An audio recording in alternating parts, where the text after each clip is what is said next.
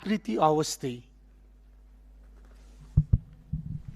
सम्माननीय सभामुख महोदय, आज म यस गरिमामय सदन मार्फत नेपाल सरकारको आन्तरिक हवाई सेवामा देखिएको लापरवाही र यात्रुहरूले भोग्नु परेको गम्भीर समस्यातर्फ सरकारको ध्यानाकर्षण गराउन चाहन्छु। उडानहरू पटक पटक ढिलो हुने वा रद्द हुने, तर एयरलाइन्स कम्पनीहरूले यात्रुलाई मन लागेको बेला फ्लाइट डिले भएको सूचना दिने नत्र समयमा सूचना नदिने प्रवृत्तिका कारण यात्रुहरू विमानस्थलमा 15 देखि 6 घण्टासम्म अनावश्यक रूपमा बन्धक जस्तै बन्न बाध्य भइरहेका छन्। विशेष गरी सुत्केरी, बिरामी, अपाङ्गता भएका व्यक्ति, अत्यावश्यक कामकाजी र ज्येष्ठ नागरिकहरू बढी शास्ति बेहोर्नु परिरहेको अवस्था छ। सम्माननीय सभामुख महोदय, उपभोक्ता संरक्षण ऐन 2075ले प्रत्येक नागरिकलाई सही सूचना, गुणस्तरीय सेवा र आवश्यक परे क्षतिपूर्ति पाउने अधिकार सुनिश्चित गरेको छ। साथै विश्वका धेरै देशमा लामो समय उडानहरू ढिलाइ हुँदा यात्रुलाई खानपान, सञ्चार र आवश्यक परे आवासको व्यवस्था गरिन्छ, तर नेपालमा यस्तो अवस्था हुनु त परको कुरा, समयमा फ्लाइट डिलेको सूचना समेत पाउन गाह्रो भइरहेको